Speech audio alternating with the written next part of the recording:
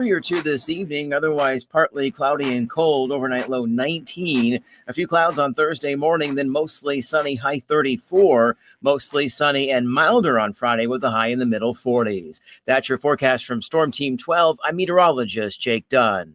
Get loud all day, every day. That radio's on 97.5 and 1240 KFH. Kansas Fan Headquarters, 97.5 and 1240 KFH Wichita, KNSS HD2 Clearwater, and Odyssey Sports Station. Hey, Wichita, it's Jacob Albrock. Stay right there for the latest breaking in sports talk. It's Sports Daily, coming up next, exclusively on 97.5 and 1240 KFH. Jim Rome here with your Rome Report.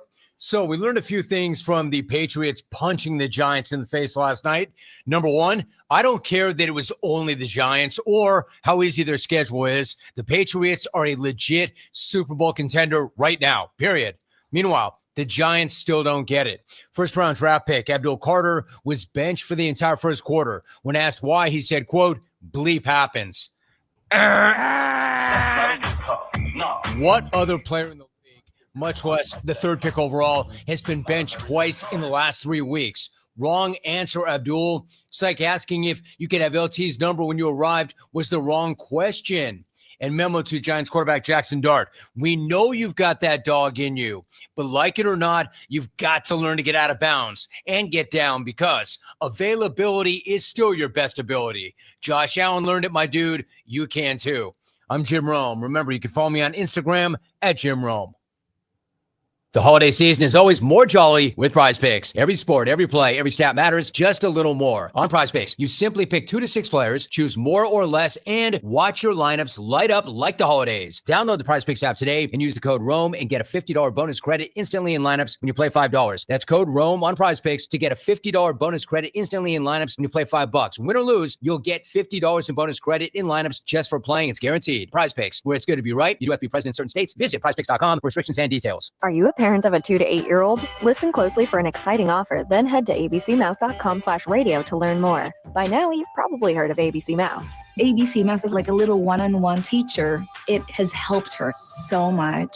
We're offering a promo at abcmouse.com/radio to try it for free for a month, then $14.99 per month until canceled. Go to abcmouse.com/radio to see this offer. That's abcmouse.com/radio. Actual ABC Mouse users compensate for their testimonials, sponsored by Age of Learning.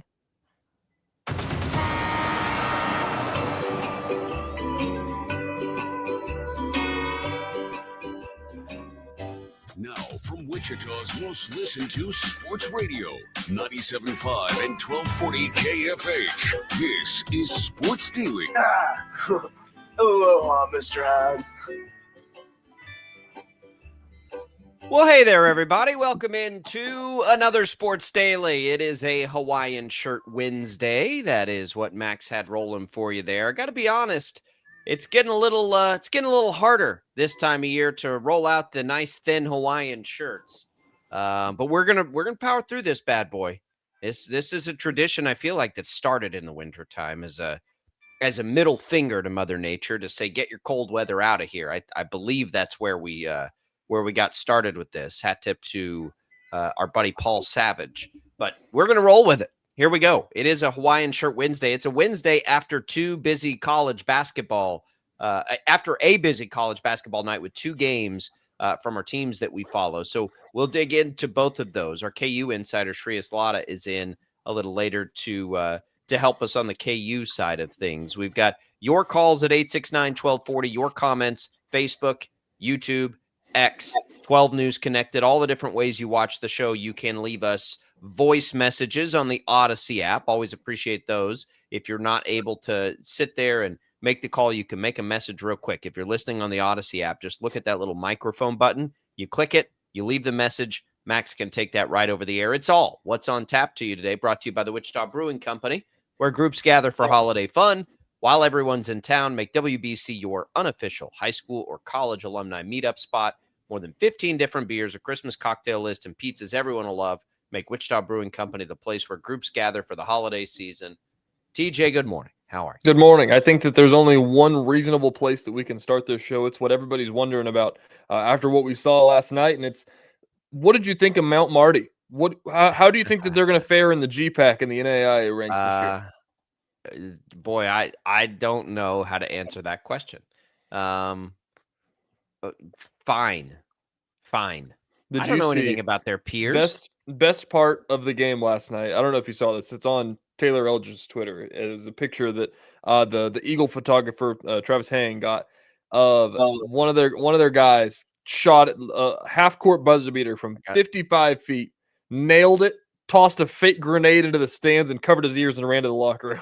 Oh, no, I didn't see that. So most of that game I was listening to and from fifth grade basketball practice. Shout out to the Bolts.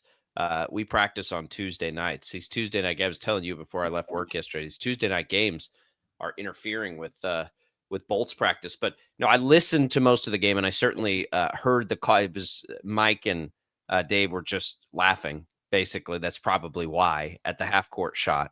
But they didn't get into any of the antics of that. But that's funny. Look, you look at the final there. If you didn't lock into the Mount Marty game last night, you're like, oh, okay, good. The Shockers, they won it by 25 points. That's fine. They were winning by 5 at half. Like that was kind of that better have been a wake up moment for Wichita State in that locker room. I don't know. Yeah, you talked to Paul Mills after the game, but boy, that is not okay in the first half there.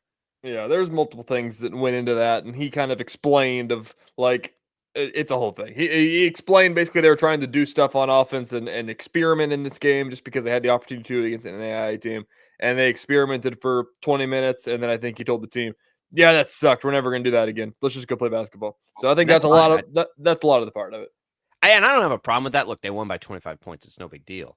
But you just this was the game we kind of needed, like that, okay, everything's fine moment after the bad trip to the Bahamas. And in the second half, they were just fine. KU, boy, I thought, I'll be honest, as they lose 61-56 to UConn, I thought they were going to get it. I thought they were going to get it done. And they didn't. They just didn't have enough juice there down the stretch. And all you can think about, of course, Darren Peterson doesn't play in the game again, which we'll get into this more later. But just at this quick bird's eye portion of the show, all I kept thinking, I look at it and be like, well, if they had Darren Peterson on some of these possessions late, it would be a big difference. I think this works for them. Now we've seen it 4 games in a row against high-level competition. I think this is going to play. I think this is going to play. You can see it. And the one thing that they're missing is the one thing that's injured right now, and that is the ability to create instant offense. Like that's all they're missing. Like everything else they look really good at. The thing is that I think that my takeaway from what they are without Darren Peterson is that they're a really good basketball team, but they aren't good enough to come back from a deficit against a team like UConn. And I think with Darren Peterson that they could be. I think that absolutely. They got to the point where it's like, okay, like we're down 5, like we're gonna need a bucket, and it's just kind of like, who's gonna take the shot? That's the problem. Yep. It's kind of somebody explained it last night on social media is that without Darren Peterson, their car is stuck in first gear, and they can only really go one speed and only kind of limit themselves to that. Only on offense, though. Like only one speed on offense when you need like instant offense or like who's going to go get us that bucket, right? And some of the best KU teams have always had that, whether it was Ochai Agbaji on the national championship, like whoever it is, it's always somebody. Devontae Graham, Frank Mason. I mean, you can go back almost always and find it. The last few years, it's been at a weird position. It's been Hunter Dickinson in an odd way, right? Which doesn't really, but like to have that guard that can go get it, they have it now. We just haven't been able to see it. And we've got blind faith in the fact that they have it, right? We haven't seen it a ton from Peterson. We've seen it in spurts when he's been able to play. But it's right there. Because they're really good at everything else, right? They've got just size for days. They're athletic. They do all of these other things really well. So I think it plays. It's unfortunate they couldn't come up with that win against UConn there because that would attract in, I think, nicely at the end of the season. But and look, UConn's fired up to get that win, and I get it. That's great. That's fine. but you can just to me, if I'm a KU fan, I'm just licking my chops. The more I watch this team, man, it feels like this could be a really good team. Yeah, I'm right there. We've known this all year. You're putting a lot of eggs into the basket of a freshman, and right now he's a hurt player. And yeah, I agree. That's another conversation that I know we're going to have today is what Bill Self said about it after the game. He said he's a 95% there, and that's brought along a conversation of its own about are we going to wait till he's exactly 100? I think that's a whole other thing to get into. It is, and we will, and we'll get Shreyas Laddha's take on that too. We'll give you our take on the other side of the break. Chiefs don't do much on Tuesdays, so we don't have a lot of action there. Although we have a lot of, outside of hilarity coming from a Monday press conference. Today's a big day for the Chiefs. Today's a big practice day for the Chiefs. When we talk about that matchup, I don't know that we've, there are as many questions right now with injury for the Chiefs, and it all comes on the offensive line, and it just happens to come when you're playing the best defense in football. So, this is an important day for the Chiefs to keep an eye on what's happening at practice, what guys are working, get an injury update. Andy Reid will tell you that he will wait to see the guys out at practice today, but we'll have a better idea because we'll have people out there at least seeing if guys are out there, right? So that's something we'll also watch today. It'll be fun. We'll give away some HTO today as well, so make sure you stay tuned for the opportunity to win that prize here on the show. We are entering Christmas season here. So one thing of the cold weather. Hey, Sports Talk on KFH presented by Paramount Plus. Count on Sundays all season long with the NFL on CBS and Paramount Plus. Coming up after the break, we'll dig in to KU, the decision not to play Peterson, and how close is he? We have it all for you on Sports Daily. Don't go away.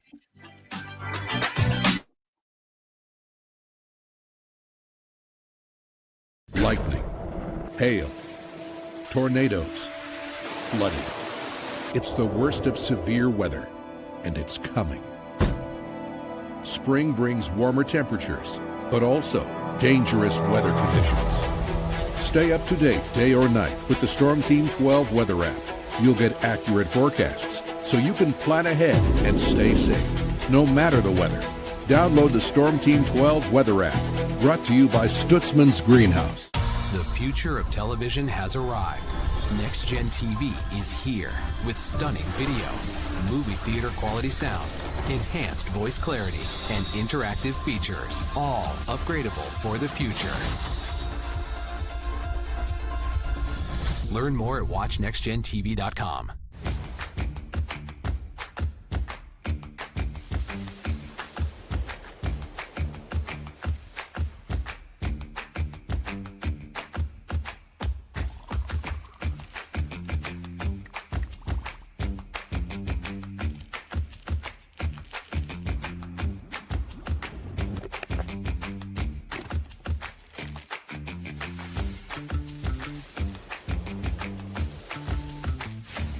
Canvas of our imagination. They tell a story. Clouds affect the events of your day. Sometimes they growl, sometimes they inspire, but they're always the messengers of nature's mood written in the sky. Storm Team 12 understands the language of clouds. We're dedicated to decoding their message so you know what to expect. Behind every cloud, there is a story waiting to be told. Trust Ross Jansen and Storm Team 12, alerting you first to the impact on your life. We are following a breaking update. Every day, all day, stream the stories that have you talking near and far. Whoever is behind the wheel of this bus is not stopping. From hundreds of local reporters and meteorologists spanning the country. Chaos here this morning at the UW campus. Search LNL for the all-new Local News Live streaming app. Odyssey is one of the most influential audio and entertainment brands in the nation. You already know Odyssey's iconic local radio brands in Wichita. But did you know Odyssey has the country's best collection of music, news, and sports brands? Odyssey is also a premium podcast creator, major event producer, and digital innovator. Odyssey brings people together across the country and right here in Wichita. Odyssey also delivers meaningful radio and digital audio results. Find out our story and impact at odysseyinc.com/Wichita. Make yourself known now. 831001 in traffic pursuit. Oh my God, here. Investigate TV Plus begins with real people. We investigate stories that impact you and inspire change every day. Something is broken. Real problems. Why are they hiding it? And real solutions. My daughter was dying in front of me. What was your reaction when he said that? Investigate TV Plus, weekdays at 3:30 p.m. on KWCH. Sometimes people tell us, I don't get it, it's just tea. But let me tell you, we are so much more than just tea. With 20 plus flavors of sweet and unsweet iced tea, the possibilities are endless. Come on in and try them all for free to find your favorite or get us on the go for your busy lifestyle. And don't miss happy hour every day. So the next time someone tells you it's just tea, tell them to come by and find out why we say drink tea, be happy. Jim Rome here, lighting up your afternoons on The Jim Rome Show. Catch me starting at 2 on Wichita's #1 sports radio, Kansas Fan Headquarters, 97.5 and 1240 KFH.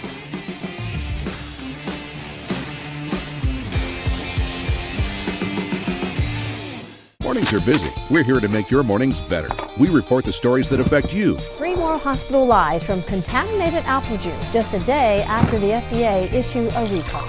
We're here to make your mornings better. Closing east and westbound lanes of K96 for repairs. With 12 News, you're prepared for your whole day. Scattered thunderstorms across the state into the afternoon. Stay a step ahead with 12 News this morning on KWCH and KSCW.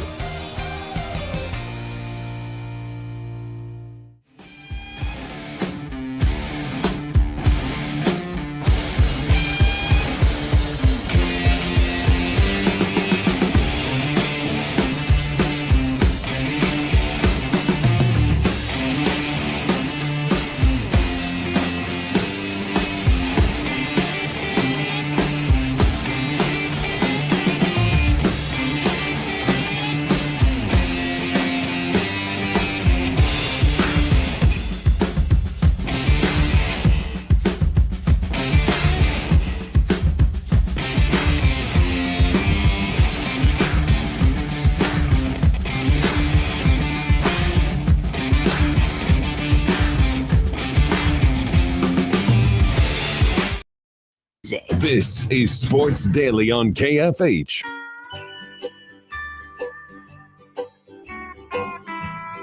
Happy Hawaiian Shirt Wednesday, everybody. Glad to be here with you on Sports Daily. Warm up with a warm cup of Prairie Fire coffee if you have the chance. We've got it all across the Odyssey family of stations. We appreciate their support here on Sports Daily. Hey, you've got Butler basketball action tonight on KFH. Tune in, 7:15.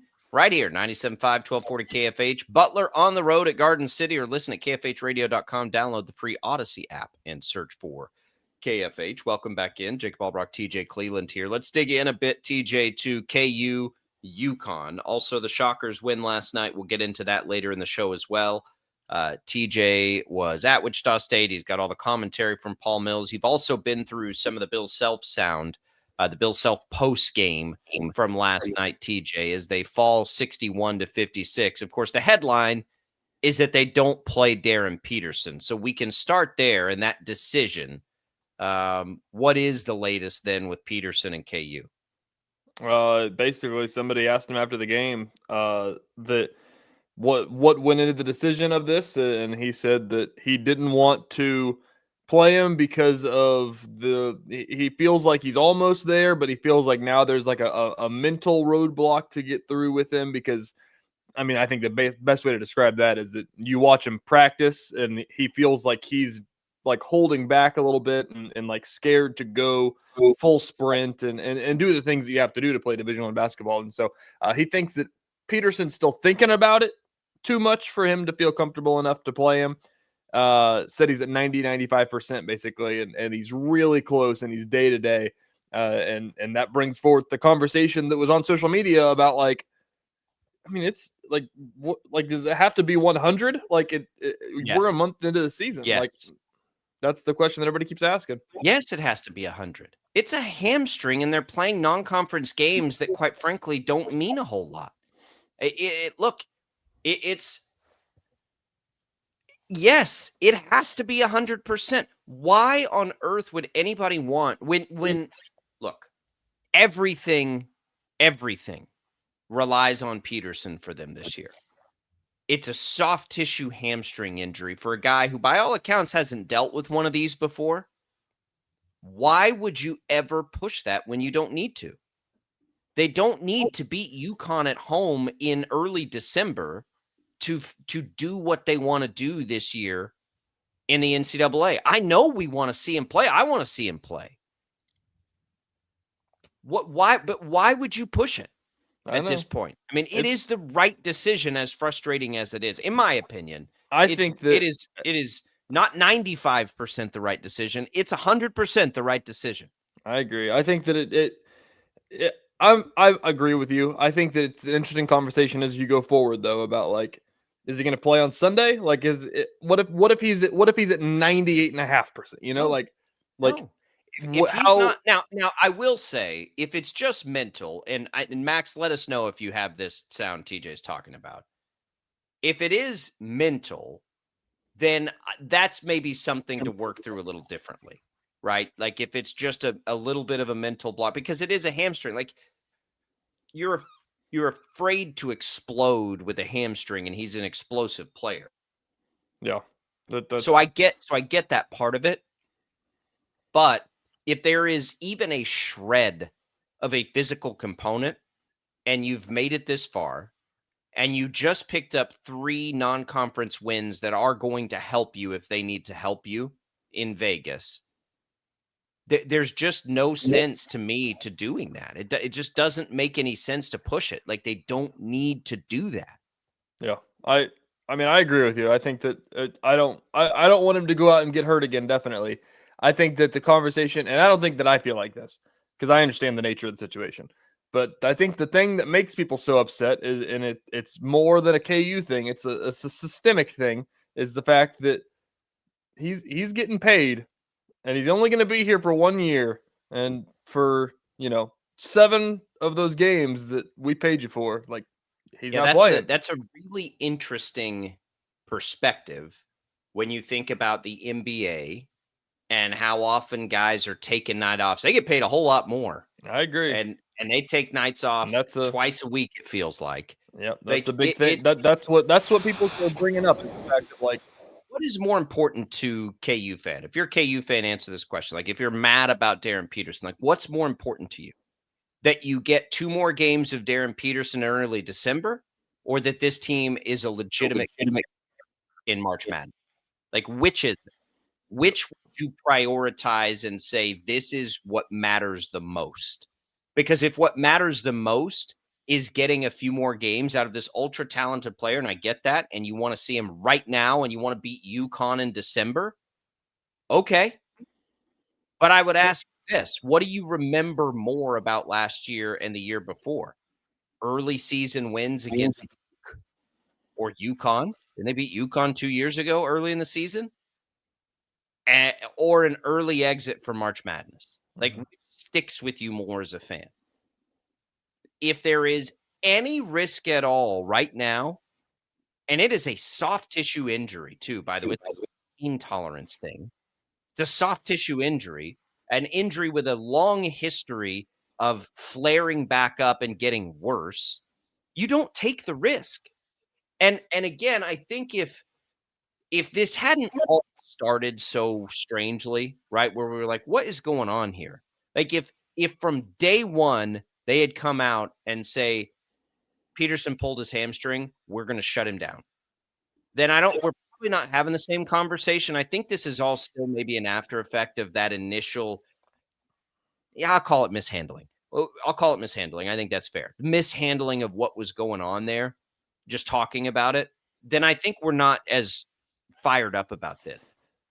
I agree. I think so. I think it's a weird thing hill to die on. The thing about this is that the conversation has changed from, he's not going to play against Corpus Christi and Princeton. It's like, yeah, well, they're layup games. Like, you don't need him to play in those. Like, is this just what it's going to be? Is that he's just not going to play against the bad teams? And now it's, all right, he's missed Duke and he's missed UConn.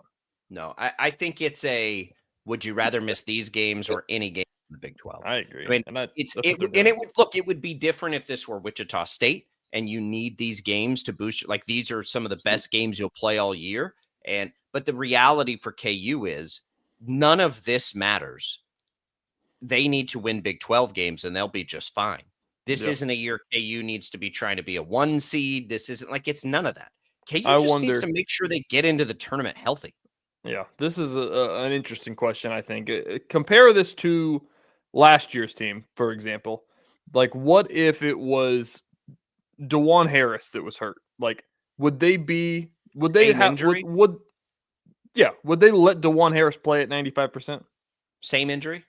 Yes. Well, I no, think they're being in December. I think they're being a lot more cautious with Darren Peterson, and probably for good reason. I'm not putting blame on anything. They should be more cautious with Darren Peterson. I'm saying that. I'm saying that it's interesting are they being like, they're erring on the side of caution. That's what you're supposed to do. So are they being too cautious? But I don't know if there's a thing to be too cautious when you got a player like that. There's a lot of things, and that's where Rick says all the players we mentioned in the last segment, Frank Mason's, Devontae Graham, all that would have played at 95%. They were all seniors. They were all older players. Ochai Agbaji is a big difference. And I don't think that those teams had as much of an all-in component to them on those players singularly than this team does with Peterson. This team looks like it will play because you can imagine Peterson as a part of it. Those teams, if any of those guys had missed time, those teams were so experienced and talented and like they would have been better off. This team is like, you can see it, like you can see the pieces, but you can only see it because you can envision Peterson being a part of it at some point, right? Like that team last night without Peterson, that's not a team that's winning a national championship. Not at all. It's a fine team that does some things well, but it's not a team that's going to probably finish in the top 4 of the Big 12. But with Peterson, who does the one thing they so significantly lack, it's like, okay, that plays. And look, even with that, we're still putting probably too much pressure on a freshman that we haven't seen enough of. Like to put it all with a freshman is a dangerous proposition. Most of the time that doesn't work out in college basketball. Sometimes, Cooper Flagg last year, it does. And those kinds of freshmen can have that sort of impact on a team. Kevin Durant when he was at Texas.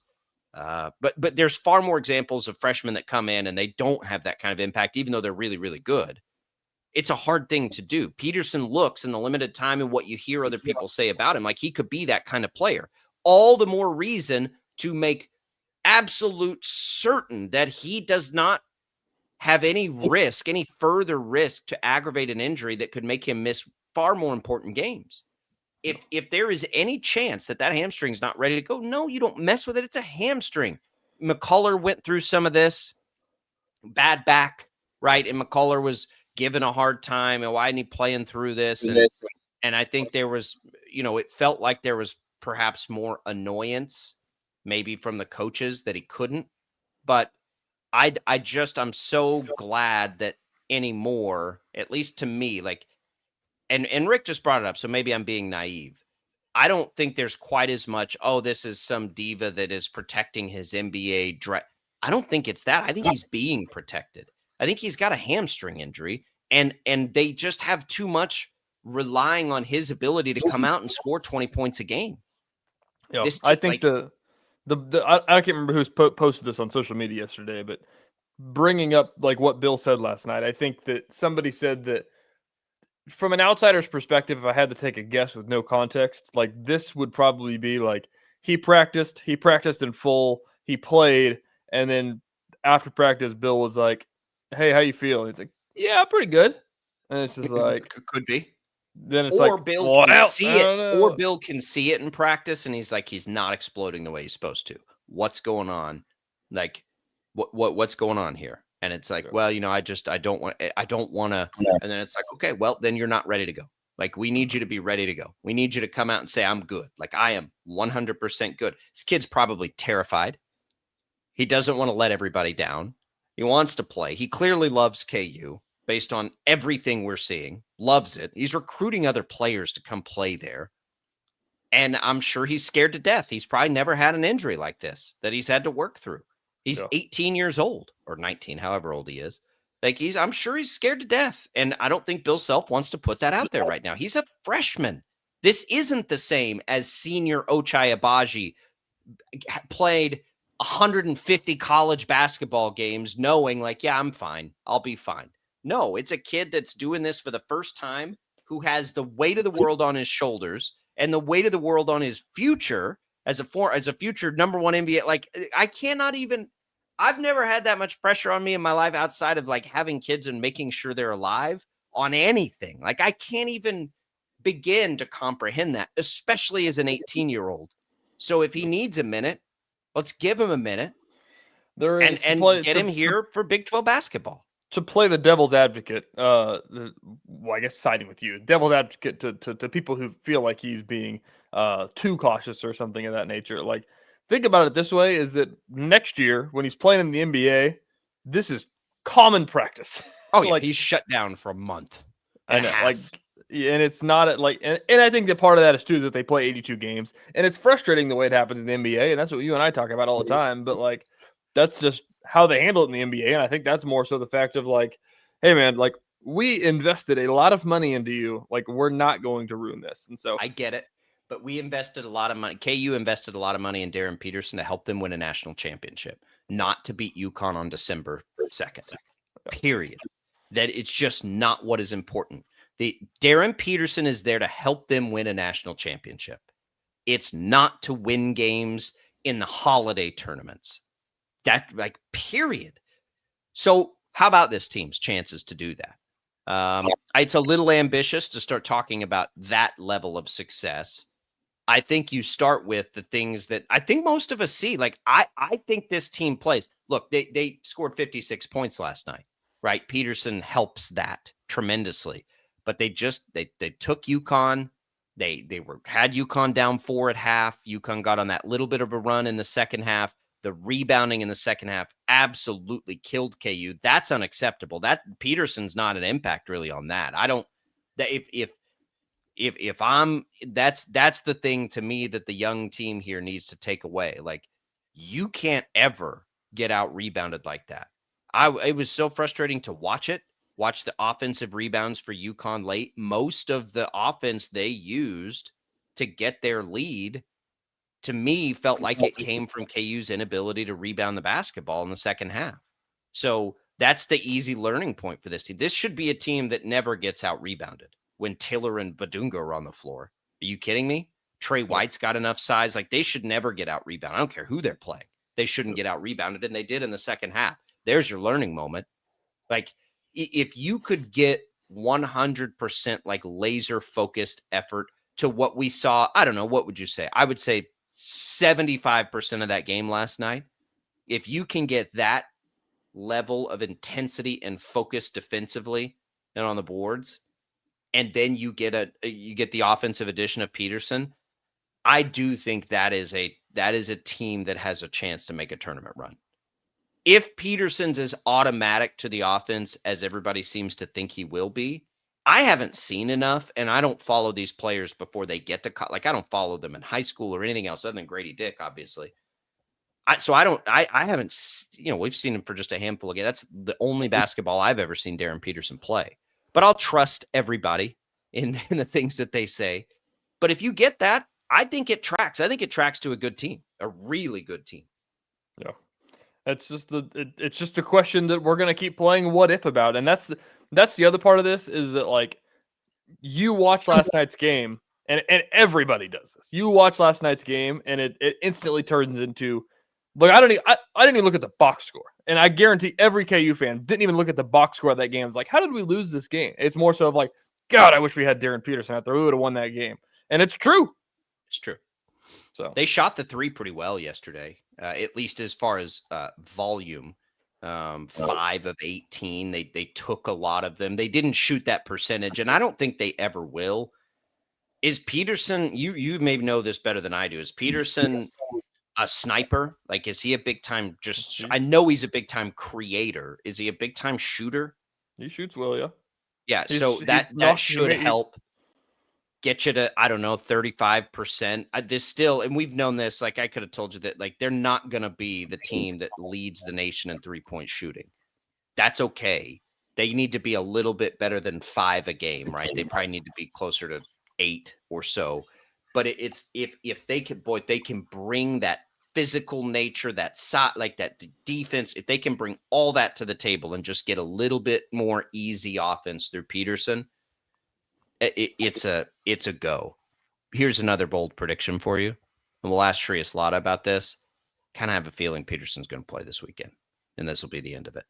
But we'll see if it's a mental thing, like if he's trying to get through that last mental component, then last night was probably pretty hard for him to sit through.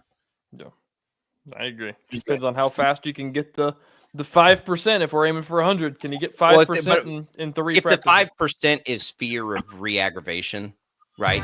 Another week and seeing last night could be. We'll ask Shreyas Laddha. He'll have the latest on it from right there, boots on the ground. So we'll have that for you next hour. Let's talk Shockers when we come back. They get the win. It's Mount Marty. I get it. We can all have fun with Mount Marty. What did we see in the game? TJ was there. What needs to be taken away from it? We'll have that next on Sports Daily.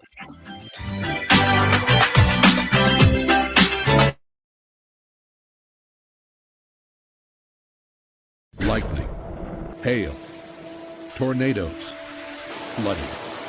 It's the worst of severe weather, and it's coming.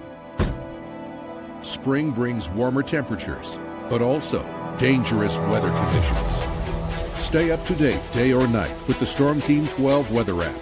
You'll get accurate forecasts, so you can plan ahead and stay safe, no matter the weather.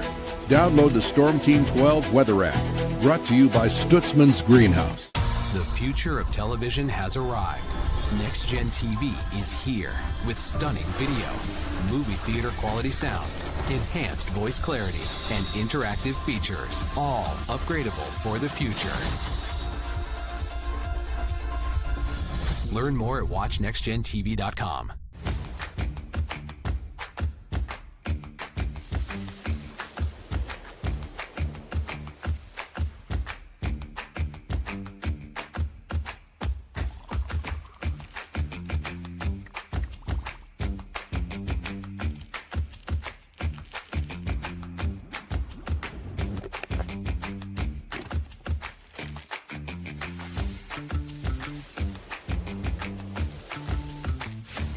Canvas of our imagination. They tell a story. Clouds affect the events of your day.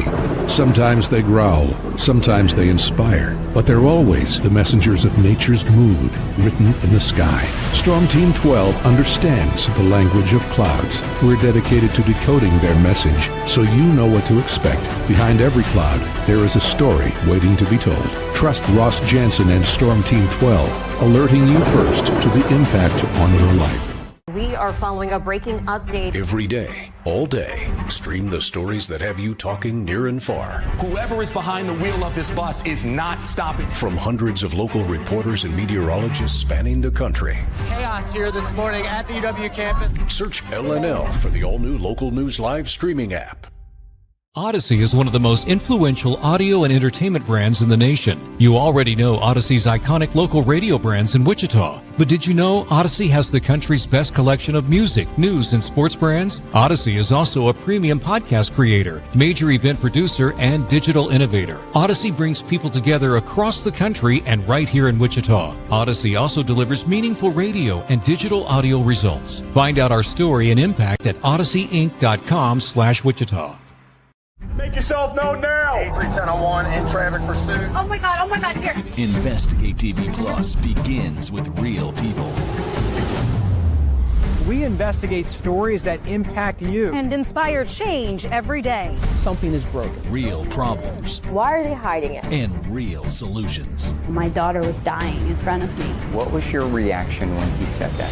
Investigate TV Plus, weekdays at 3:30 p.m. on KWCH. Sometimes people tell us, I don't get it, it's just tea. But let me tell you, we are so much more than just tea.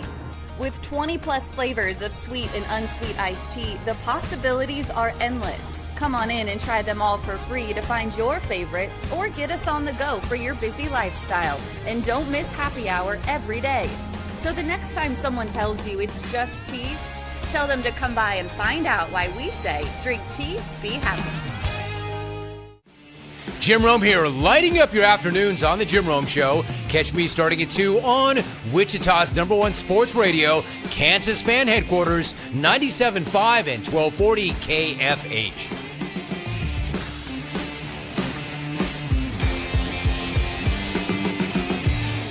Mornings are busy. We're here to make your mornings better. We report the stories that affect you. 3 more hospital lies from contaminated apple juice just a day after the FDA issue a recall. We're here to make your mornings better. Closing east and westbound lanes of K96 for repairs. With 12 News, you're prepared for your whole day. Scattered thunderstorms across the state into the afternoon. Stay a step ahead with 12 News this morning on KWCH and KSCW.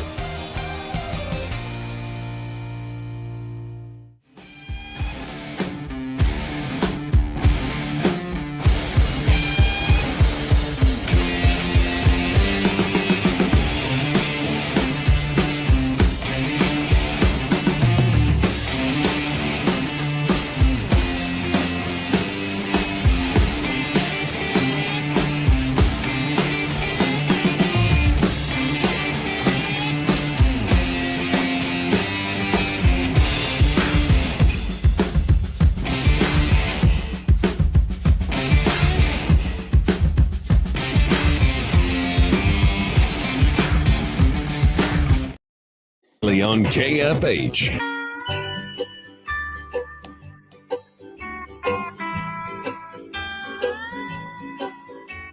All right, welcome back in, everybody. It is Sports Daily. Hey, if you want to win some HTO, you can get a free cup of tea on us right now. More than 25 flavors of the best sweet and unsweet iced tea you'll find anywhere. You can enter the contest by texting the keyword tea to the short code 20357. You can enter this once per day. Message and data rates apply. It's holiday season. While you're in there, grab some gift cards, grab some of the great merchandise. Always makes great gifts this time of year. So stop by HTO and get a free tea on us. That's T texted to the short code 20357. Good luck, everybody.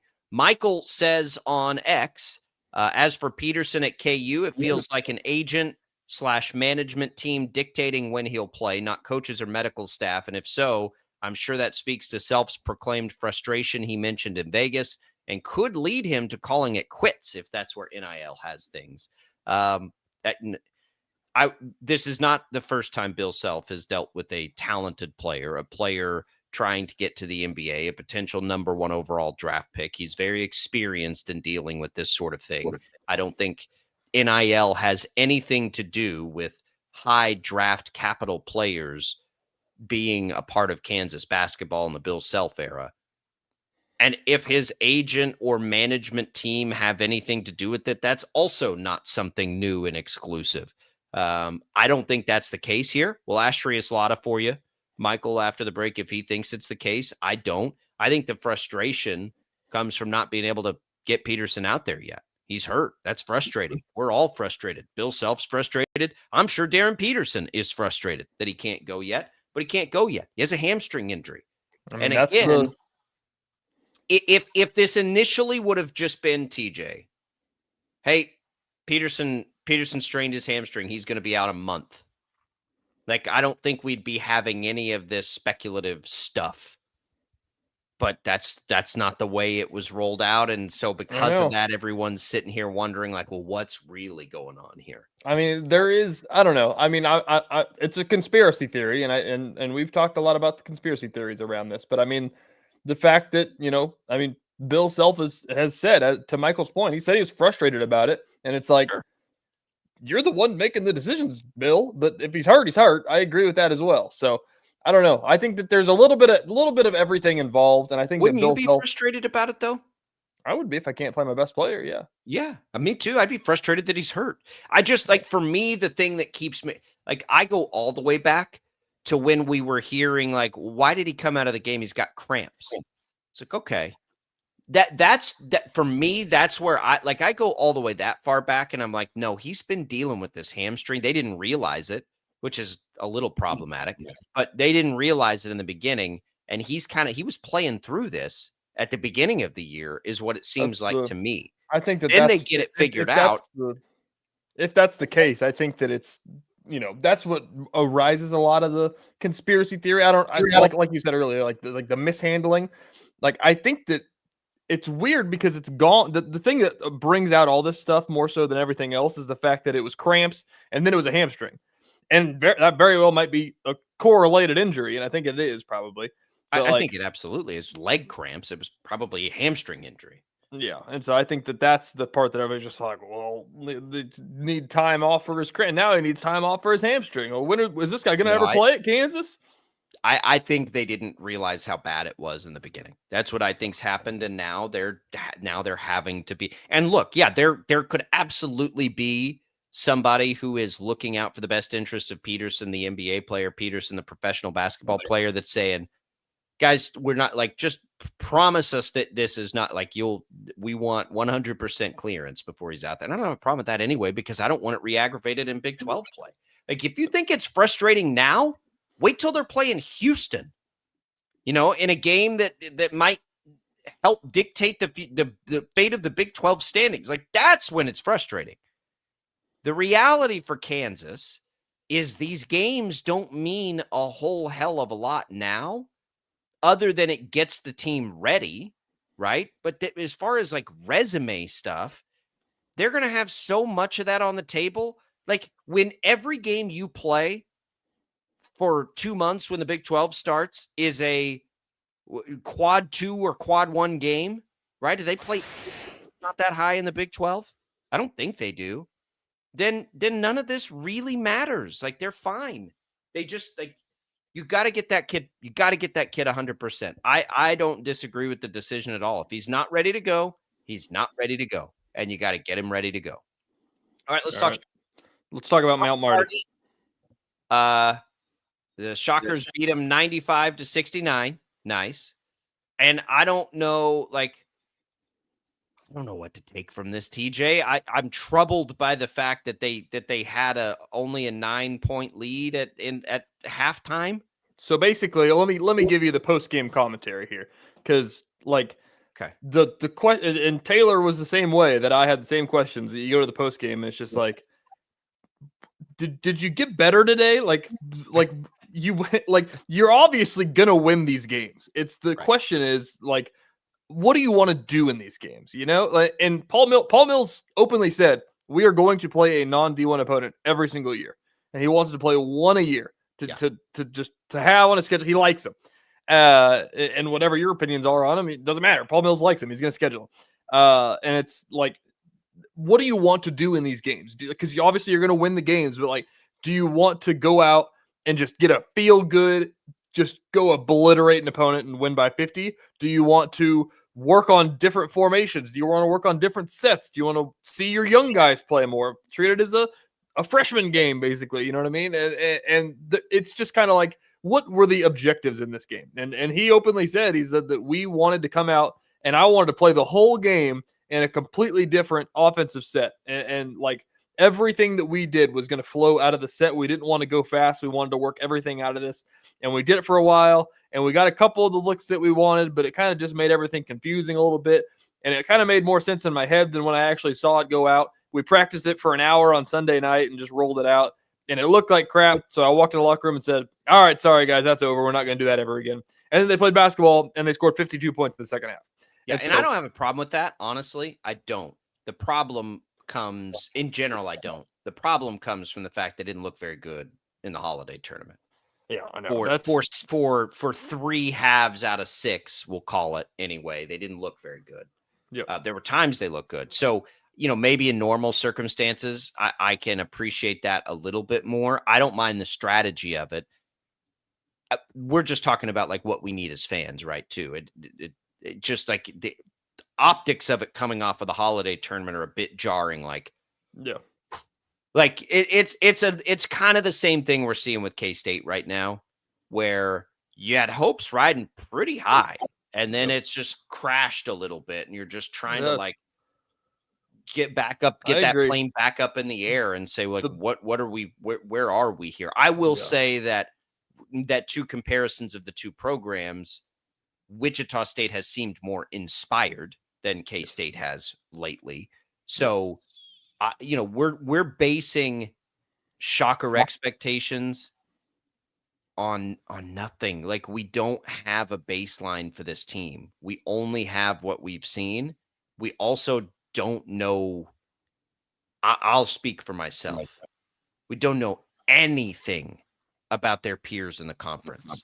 At least with KU and K-State, we have a much better idea of what to expect out of the league, right? Because we pay more attention to those teams than we do North Texas. I mean, we just typically this time, like, I don't know what the AAC team is. And here's an honest moment for you. Can you name one other player in this conference right now that doesn't play for Wichita State? Can I name a team in the American? A player. Doug McDaniel plays for Memphis.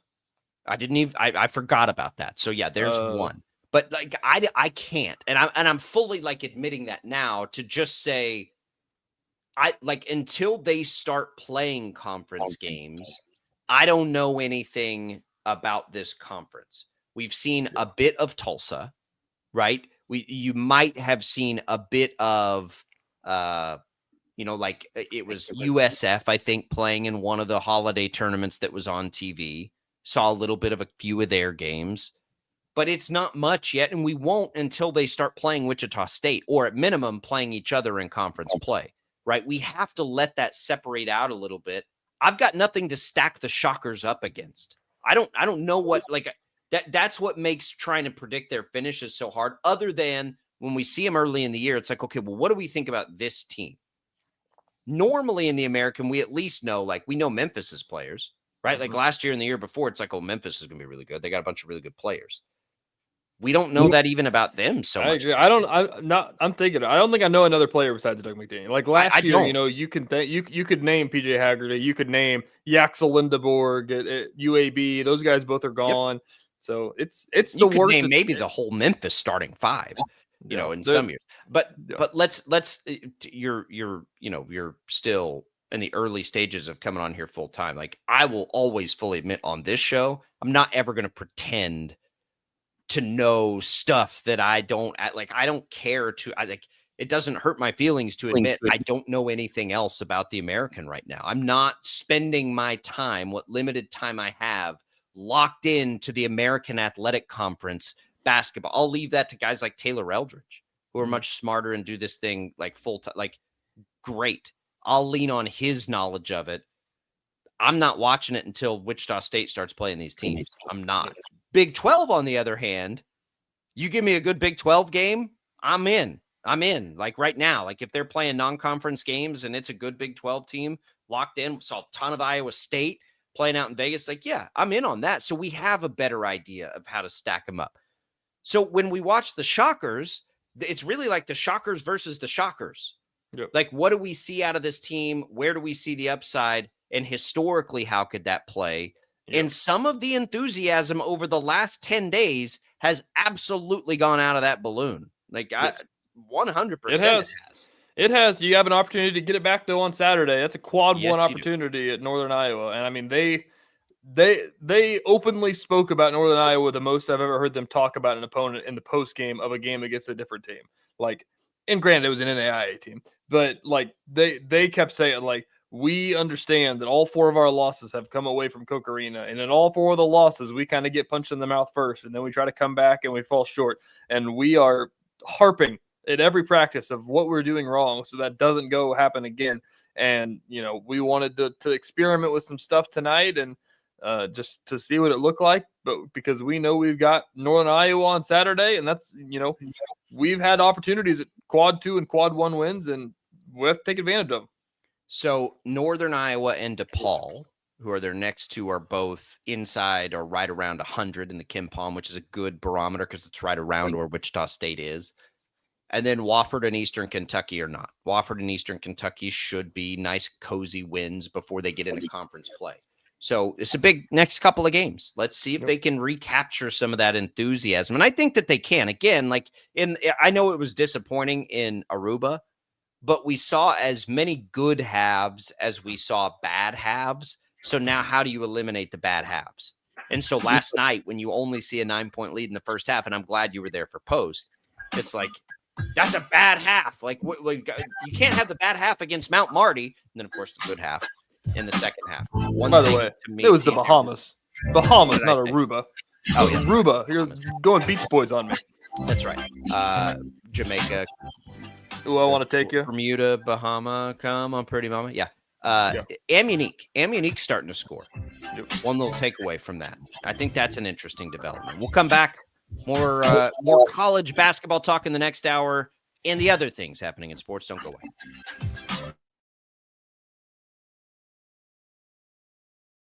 Lightning, hail, tornadoes, flooding. It's the worst of severe weather, and it's coming. Spring brings warmer temperatures, but also dangerous weather conditions. Stay up to date day or night with the Storm Team 12 weather app. You'll get accurate forecasts so you can plan ahead and stay safe, no matter the weather. Download the Storm Team 12 weather app, brought to you by Stutzman's Greenhouse. The future of television has arrived.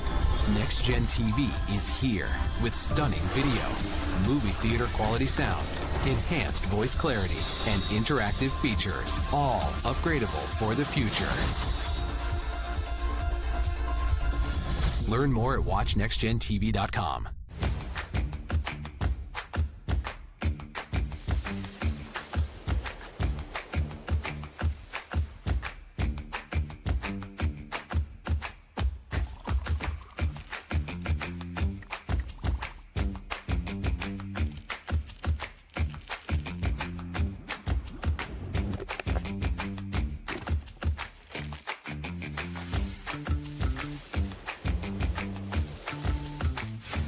Canvas of our imagination. They tell a story. Clouds affect the events of your day.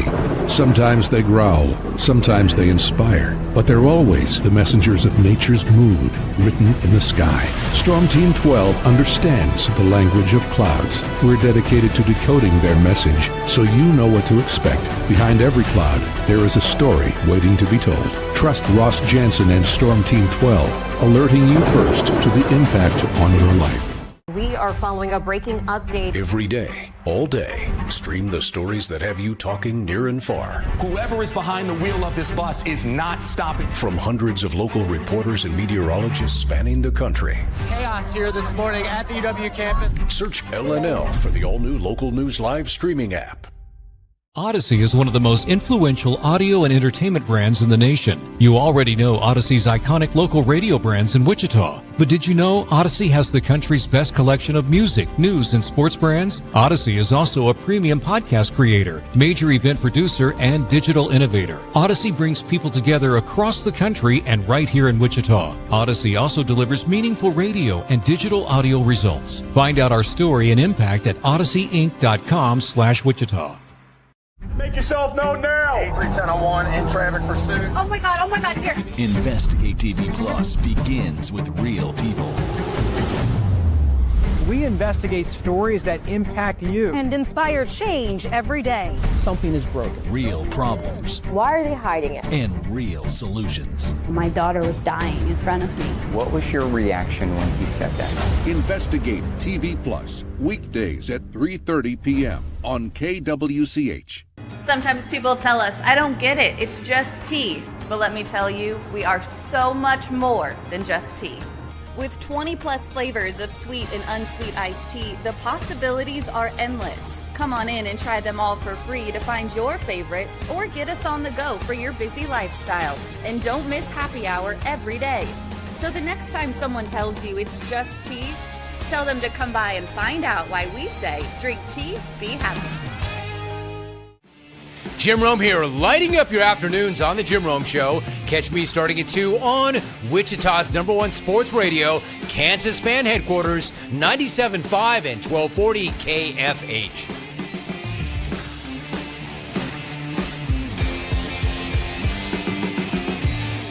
Mornings are busy. We're here to make your mornings better. We report the stories that affect you. 3 more hospitalized from contaminated apple juice just a day after the FDA issued a recall.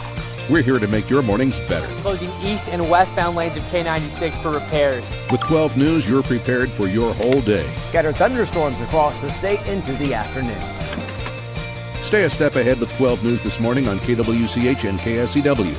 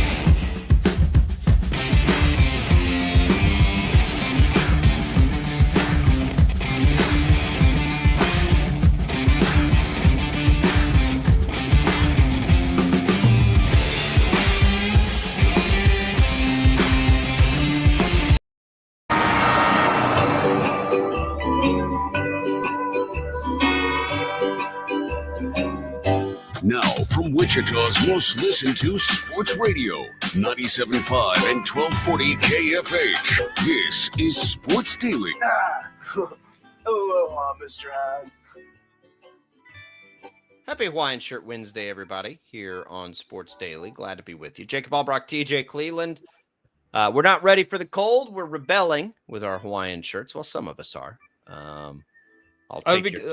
Take me back here. Back whenever it was the Tommy Castor show, was he a hater of Hawaiian Shirt Wednesday? Yeah, he was. Does that make you feel better about yourself? Because it shouldn't. No, I just want to let you. You're a lot like Tommy in that Scroogeness. I hope that makes you feel good. Good. I just wanted to make sure I wasn't alone in this, because I'm a hater. I've become the biggest hater.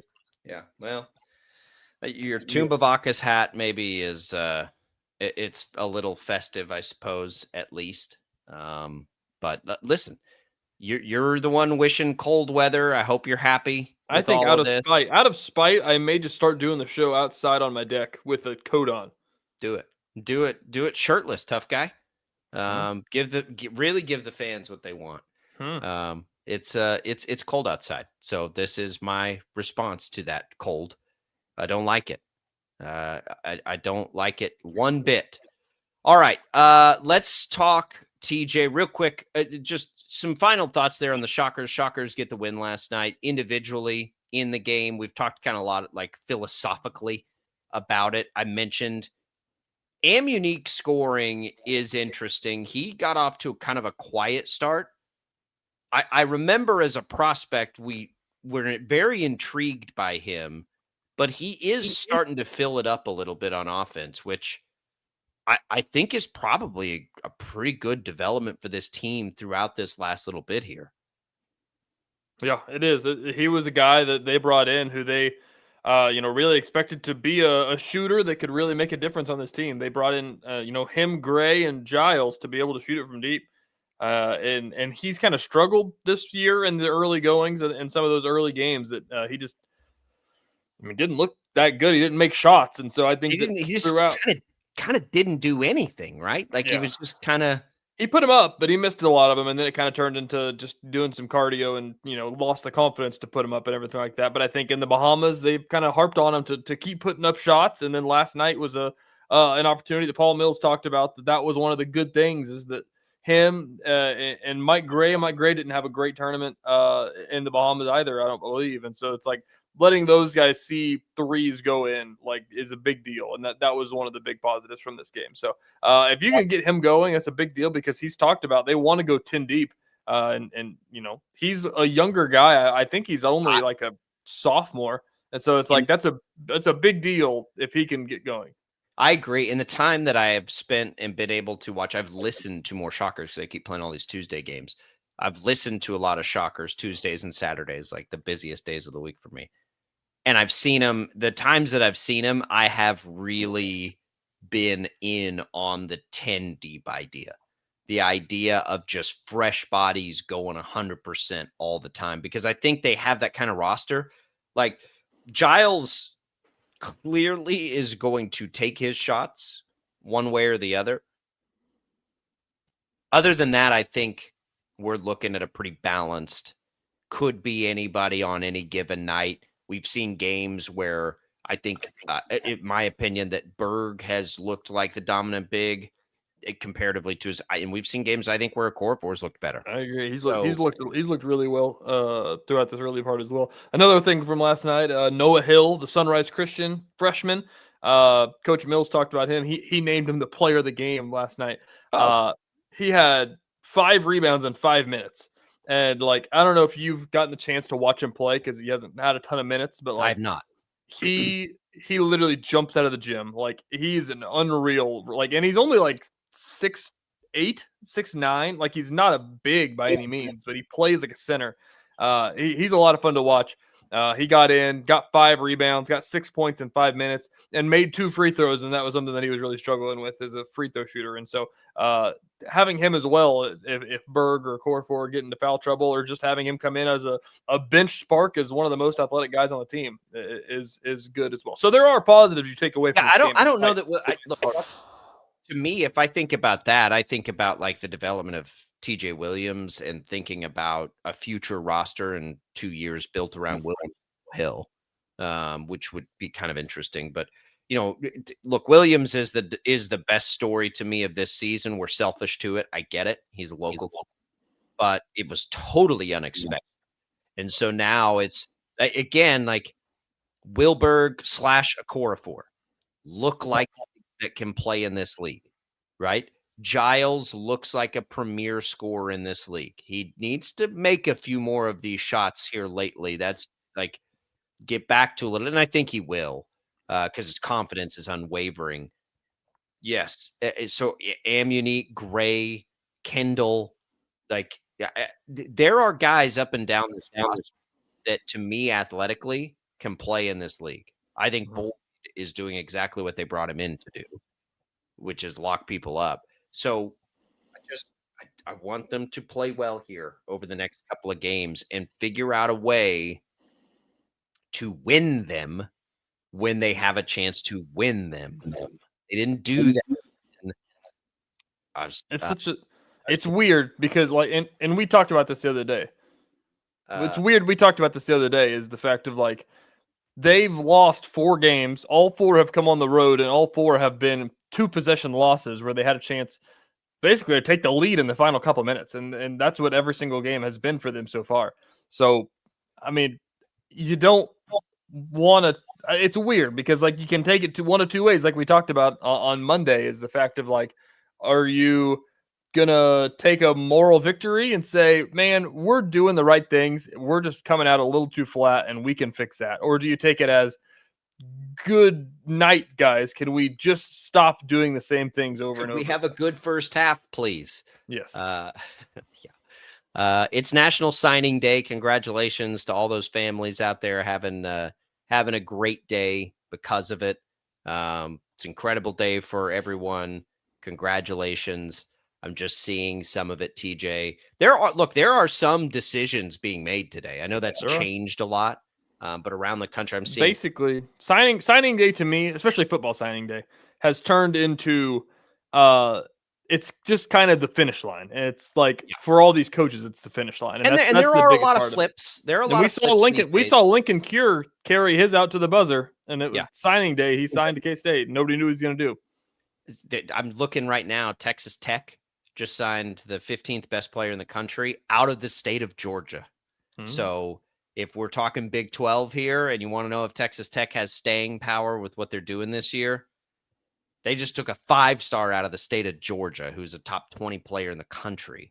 That's wild. So we'll keep our eye on it. I'm seeing some kind of trickle in from K-State and KU, and KU got a big portal guy yesterday. So it's also, here's the other thing about signing day now that's made it a little trickier for old heads like me. Every player comes with a video and, fireworks and explosions. So it's like, wait, is this like a top guy? Like, is this just a regular guy? I have a hard time with it. I've never been in the recruiting thing. It's not something I have a whole lot of interest in outside of, I love it when our local kids make it. Right. That's that part's fun to me. Other than that, especially the and no disrespect to him, the bread and butter of football, but you get the offensive lineman signings and they show you the offensive lineman highlights and you're like, nice, cool. Look at he's blocking, nice. Yeah, that's a pancake, nice. Yeah, it's I don't know what to make of a lot of it. But congratulations though, for real, to everybody that's getting there. It's pretty awesome. All right. So that's happening today. I do want to, as we make our way back through, get into Penn State situation. Sataki turns them down yesterday. We talk about the grass is always greener thing. Penn State's getting to live it out full go here as they're still looking for a head coach. So I do want to spend a little time with that. So we'll have that coming for you. We have just general talk. We'll get on Chiefs. Texans begin to crack the door on that matchup. What worries us, our thoughts on it, expectations for that game. It's all what's on tap here. Brought to you by the Wichita Brewing Company, now featuring a Christmas cocktail menu. Dazzle your date with a stockings and snowfall. Make merry with a mistletoe mint, or gather the girls for a pumped espresso martini. Christmas cocktail menu now available at Wichita Brewing Company, where groups gather for the holiday season. Here's the other big topic coming up in this hour: CFP rankings. It's that time of year where we all get to go up in arms about what we're seeing.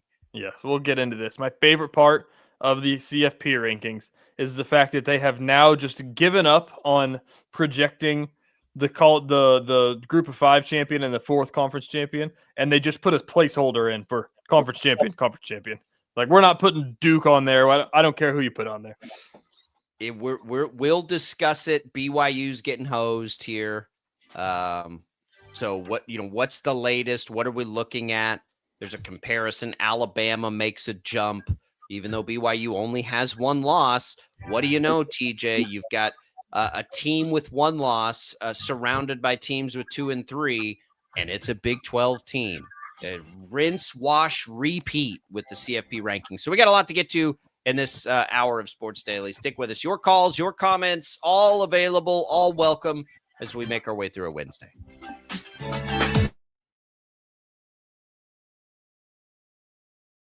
Lightning, hail, tornadoes, flooding. It's the worst of severe weather, and it's coming.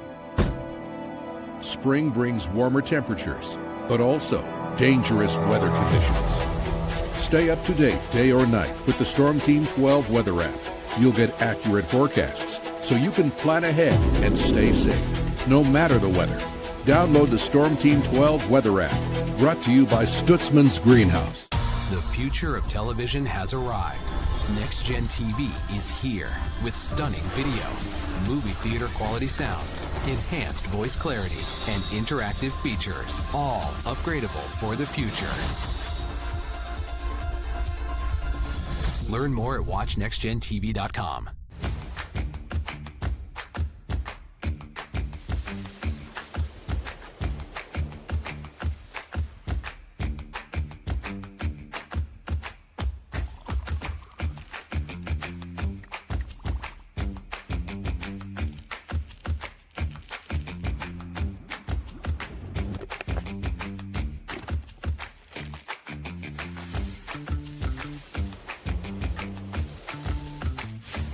Canvas of our imagination. They tell a story. Clouds affect the events of your day. Sometimes they growl, sometimes they inspire, but they're always the messengers of nature's mood written in the sky. Storm Team 12 understands the language of clouds. We're dedicated to decoding their message so you know what to expect. Behind every cloud, there is a story waiting to be told. Trust Ross Jansen and Storm Team 12, alerting you first to the impact on your life. We are following a breaking update. Every day, all day, stream the stories that have you talking near and far. Whoever is behind the wheel of this bus is not stopping. From hundreds of local reporters and meteorologists spanning the country. Chaos here this morning at the UW campus. Search LNL for the all-new Local News Live streaming app. Odyssey is one of the most influential audio and entertainment brands in the nation. You already know Odyssey's iconic local radio brands in Wichita. But did you know Odyssey has the country's best collection of music, news, and sports brands? Odyssey is also a premium podcast creator, major event producer, and digital innovator. Odyssey brings people together across the country and right here in Wichita. Odyssey also delivers meaningful radio and digital audio results. Find out our story and impact at odysseyinc.com/Wichita. Make yourself known now. 83101 in traffic pursuit. Oh my God, here. Investigate TV Plus begins with real people. We investigate stories that impact you. And inspire change every day. Something is broken. Real problems. Why are they hiding it? And real solutions. My daughter was dying in front of me. What was your reaction when he said that? Investigate TV Plus, weekdays at 3:30 p.m. on KWCH. Sometimes people tell us, I don't get it, it's just tea. But let me tell you, we are so much more than just tea. With 20 plus flavors of sweet and unsweet iced tea, the possibilities are endless. Come on in and try them all for free to find your favorite or get us on the go for your busy lifestyle. And don't miss happy hour every day. So the next time someone tells you it's just tea, tell them to come by and find out why we say, drink tea, be happy. Jim Rome here, lighting up your afternoons on The Jim Rome Show. Catch me starting at 2 on Wichita's #1 sports radio, Kansas Fan Headquarters, 97.5 and 1240 KFH.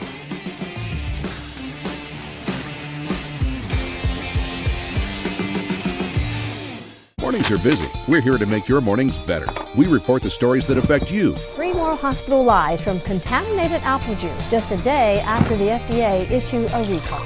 We're here to make your mornings better. Closing east and westbound lanes of K96 for repairs. With 12 News, you're prepared for your whole day. Scattered thunderstorms across the state into the afternoon.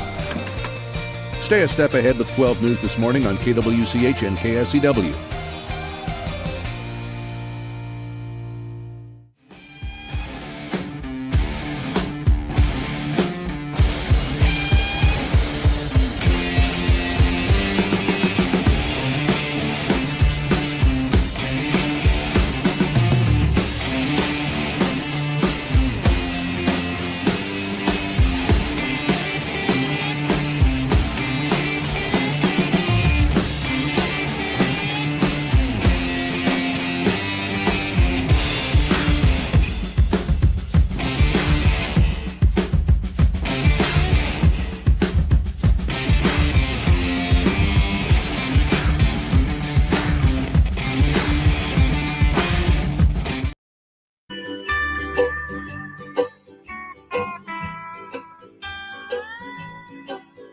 All right, Shreyas Laddha coming up in just a little bit here to help us with KU. So in the meantime, TJ, let's talk a little college football around the rest of the college football world. First, before we get to the CFP, Kalani Sitake says no to Penn State.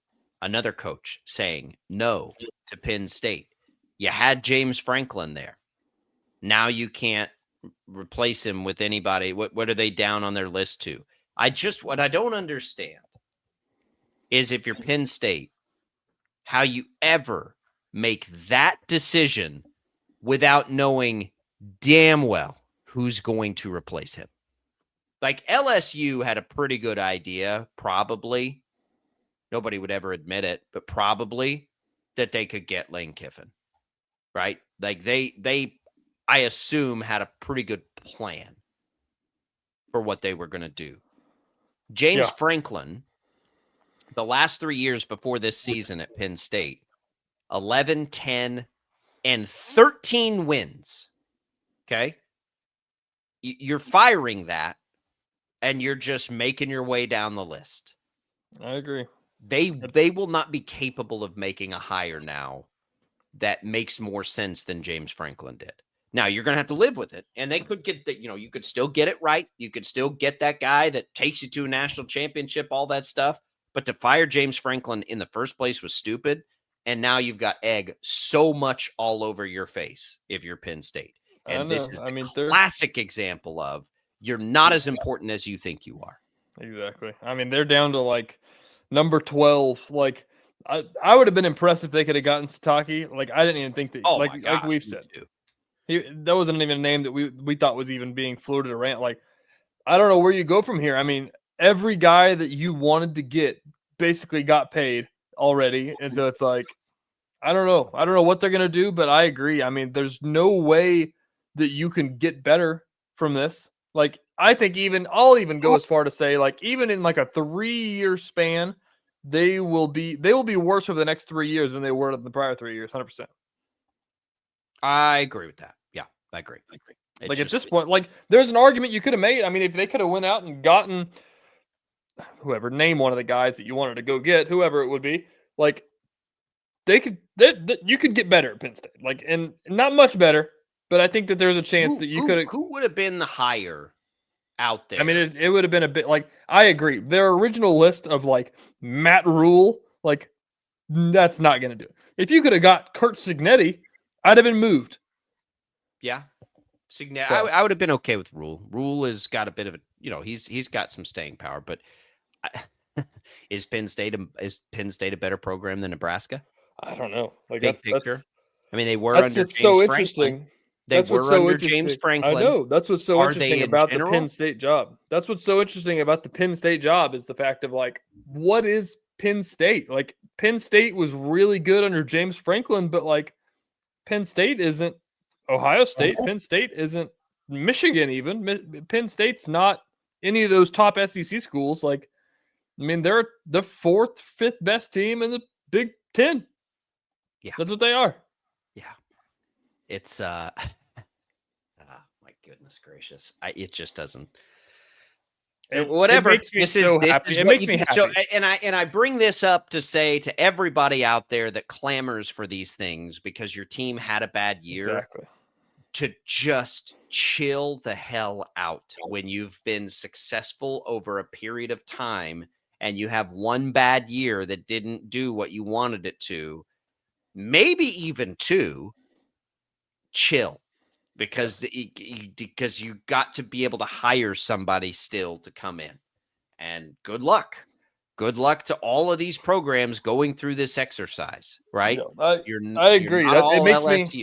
It makes me happy that this feels like this cycle is finally going to change the way that athletic directors think. No, it won't. They do this. I think it will. No, it won't. I think that this cycle of, like, seeing schools be like, I have no idea. Like, I have no clue. LSU fired Orgeron a couple years after a natty, and then fired Brian Kelly after winning 10 games a year. And they got somebody. And they'll probably fire Lane Kiffin after he wins 10 games a year. It's true. If we'll just rinse, wash, repeat, they'll pay him all $100 million. They'll pay him all $100 million buyouts. The fact of the matter is that LSU is a program that can kind of do that. And then they'll complain that they have to pay the players. Yeah, I know. LSU is a place you could do that. Like, name your pick. Alabama, Ohio State. Like, those are the ones where you can say, okay, like, this isn't getting it done. Like, we're going to ask Alabama what life was like before Nick Saban. Yeah. Ask Ohio State what life was like in the gap after Tressel to Urban Meyer. Like, it ain't. Ask Michigan what it was like before Harbaugh.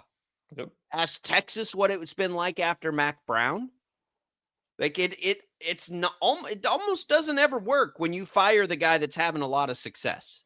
I agree. I think that, like, it just shows that, like, and I can't name an example off the top of my head, but, like, you have to ride that rather than just trying to find a hot hand all over. Because, like, if you can get a guy that's had the sustained success, like college football changes a lot, but college football is always going to be college football. College football is always going to be about collecting the best players, the best that you can. There's different routes to get there now, and there's different hoops to jump through.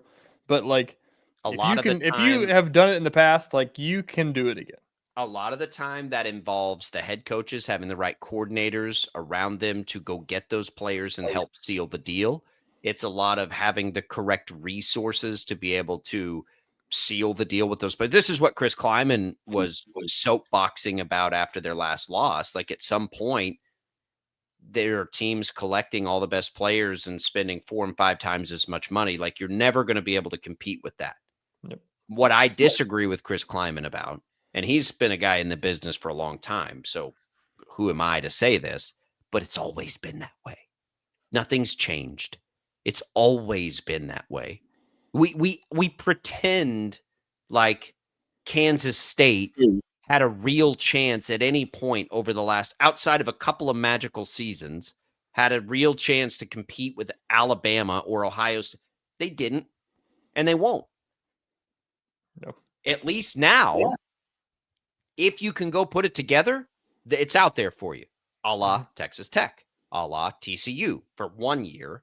We'll see if any of that's sustainable, but you can do it. Like if you can go do it, you can do it. K-State went and put together some really good classes. They haven't been able to get it done with them. Okay, so I get it. Coaches are frustrated out there, and programs are frustrated out there. But the reality is nothing's changed. College football has always been the haves and the have-nots, always since the beginning of time. And it's why I've pushed for playoff expansion and at least creating the illusion, right, that these teams have a chance to get to a playoff and make a run in the postseason. It might be harder in college football than it is in college basketball for a non-top team to win a title. But I still want to see it. Otherwise, what am I watching and why am I watching it? I agree. What I mean? That's what we've talked about a lot, about the opportunity. If the opportunity becomes that much harder because they want to make everything more Big Ten versus SEC, then it just turns into the fact of like, well, then it's just the FBS versus the FCS. Then I'm not watching. I agree. There's a reason that we don't watch FCS football, because it doesn't matter in the terms of the teams that we like. Correct. At least at the end of the year, I'm watching not Big 12 or regionally centric football, because we're getting to this point of a championship. You guys gave me a really hard time for Ohio State, Michigan last week. You want to revisit that? Did you have fun with that game? I didn't even watch it. Ohio State beat the hell out of them in the second half. Beat them by 18 points. I didn't watch it either. You want to know why? Because I was watching K-State. Yep. Like, why do I care about Ohio State, Michigan? I get it. It's a big game, but Michigan didn't have a chance in that game. We all knew Michigan didn't have a chance in that game, so who cares? We've talked about it. Of the reason that college sports is so well liked is the fact that it's got the regional tie, and you can say like, yeah, I like watching K-State because my dad went there. I went to K-State. It's fun. And that's what it is. But then it turns into like, if they don't have a chance to play for the same things as everybody, like if that's what it turned into, and if it turned into whatever the hell they were talking about, where like Sankey wants his own league and they want to do this own thing, like then it's like, well, then what am I watching K-State? Like it's a different thing. Like this, what am I watching this for now? So yeah, the powers that be have wised up. That those thoughts are gone, I think, thankfully. Now they understand, like, you've got to have this. So let's go to the CFP rankings then. We still get it, subtly as Alabama jumps BYU and Notre Dame is still in there, and BYU still just has one loss to the number 4 team in the country in the CFP rankings. That's their only loss, yet they're down there below 2 lost teams. Doesn't make a lot of sense. It's why we need to get to 16 games. It's why ultimately, like, you've got to get there, because we're going to have this same conversation every year. The CFP is going to find a way to cram in Alabama, to cram in Notre Dame. In a lot of years, thankfully Texas gave them a third loss, or would be staring that in the face right now. Like that's going to happen. There's nothing that's going to stop it. The logic that's used is always going to be easily manipulated one way or the other. Like, it's easy to make the case for BYU. It's easy to make the case for Alabama. It's not even hard, whichever side you want to sit on with that, because they never play any of the same teams, and it's not apples to apples. It's been the problem forever. Yeah, it's a better problem now with 12 teams, and it needs to go to 16.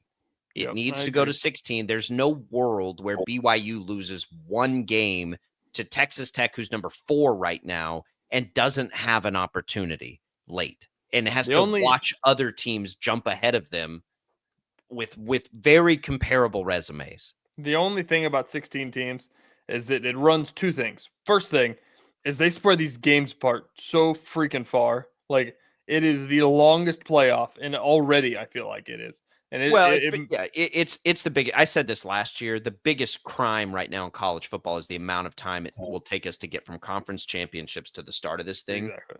If you add 16, you take one of those weeks we wait away. It'd make it better, honestly, because we get to those games sooner.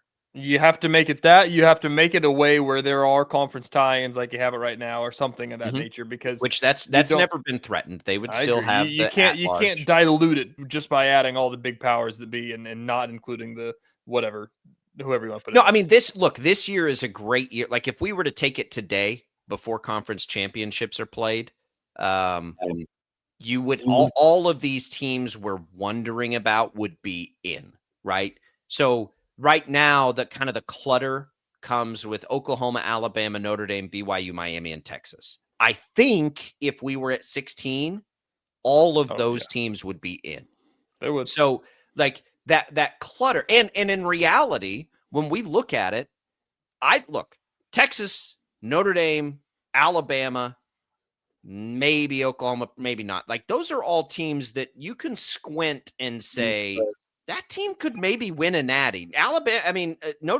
Texas lost to the team everybody thinks is going to win it going away by 7 points when they didn't look very good. Yep. That was still when Texas didn't look very good. And they lost that game by 7. Yeah. So I think that's the other reason, is it gives teams like Texas, who doesn't deserve to be in right now. Don't misunderstand what I'm saying. But I want the best team to win ultimately, which has always been my problem with screwing over some of these conferences. I want the best team to win. Texas has, there is a world at the end of the year where Texas got off to a slow start, but is still the best team. Yep. Weren't they? They were preseason number 1, weren't they? Yeah, they were. So, that is important. Could you imagine? We made this joke in the office yesterday, but to bring the listeners in, could you imagine if we did this in pro sports? Could you imagine right now if you had a committee that just ranked the NFL teams based on totally subjective, like, well, who do you think are the best teams? Go look at the Super Bowl odds right now, and you'd see the teams probably in there. We'd have a heart attack. If we what on earth? No, I agree. Some point you have to play. Yep. The games have to mean something, and that's the argument that'll always go down in history. We haven't even talked about this in the bracket yet. I mentioned this before the break of the last segment. I don't know if you've seen a picture, like ESPN released their 12-team college football playoff bracket based on current rankings, and typically it's filled out and they put the teams in there and everything like that. It's to the point now where in the first round we've got Alabama, Oklahoma, Notre Dame, Texas A&M, and then Ole Miss versus conference champion number 4 and Oregon versus conference champion number 5, because it's so misconstrued right now. You don't know if the ACC is going to get in. You don't know if the American or the Sun Belt, we don't know who the ACCs might we know miss they're the going to playoff. get in. We don't know which. No, we don't. We don't know that the ACC will get in because they may be ranked lower than a Sun Belt champion. So if Duke win, then you'd get 2 non-power. If Duke wins, we could get Tulane and James Madison. Got it. which is well, chaos. That's the ACC's fault. I don't even know that I'd have a lot of sympathy there, to be perfectly honest with you. And it's made a big. I don't know if you caught any of this argument. This is a whole conversation of like some like national talking heads were like, they need to, look at these rules, because I think that like the Mountain West rules is in the spot of a tiebreaker, it goes to the highest rated CFP team to give them the best chance to make it in. And the ACC doesn't have that. They have the point differential minus blah, blah, blah, blah, blah, blah, blah, blah, blah. Turned out to be Duke in Virginia is what it turned out to be. And everybody's like, you might need to change that and get Miami in there to try to get yourself a spot in there. And it's like, hell no. If they didn't get in based on the rules are rules. I don't. Who's playing in the ACC championship game? Duke, Virginia. It's not even Miami. I didn't even know. No, that's what I'm saying. Miami might miss it because Miami has a better chance. That's how little I care about the ACC this year. I didn't even realize that. That's funny. It's it's just hilarious. Which look, I get it. But why is Duke in over SMU? Like, there's a ton of 2-loss teams. What gives Duke? I don't understand. There's like 7 different tiebreakers. I don't know how it ended up being Duke, but it did. Huh. But that was the argument of like, you should change the rules and put Miami in that game. No, you set the rules before the season. You should have better rules. You should have better rules of your tiebreakers. But you couldn't. They wouldn't even know if that was the case. You wouldn't even know who's going to play in it until last night, because you wouldn't know how the CFP ranks them. That's not. I mean, really. you would have known. It would have been based on what it was last week, I guess. That's what like the. But you have to count that last game. You can't not count the last game that they played in that. You'd have had an idea, but you wouldn't know until till this morning, basically. It's silly. 16 fixes a lot of this. Now, saying all of that, in the 30 seconds we have left, you ready to come over to my side and say taking the auto bids for the Power Fours is the right call? Nope. This is awesome. This is not awesome. Yes, it is. James Madison awesome and Tulane both making it is awesome. Now, at the Big 12, BYU would probably be safe in a 16 team. Man, I just, like, if I'm the ACC, I'm clamoring for it. And I come on, Big 12. I don't know what I want to happen. Do you want BYU to win so they can get in with Tech? Yeah. Or do you want Tech, the Big 12 representative, to have the best chance to actually win a national championship, which would be playing home games? They're not even home games. They're bowl games. Well, they'd be home. No, they'd be home at first. They'd get a home. They got a bye. If they're the 4 seed, they have a bye. And then they get a home. Then they get a home game. They don't play at home at all right now.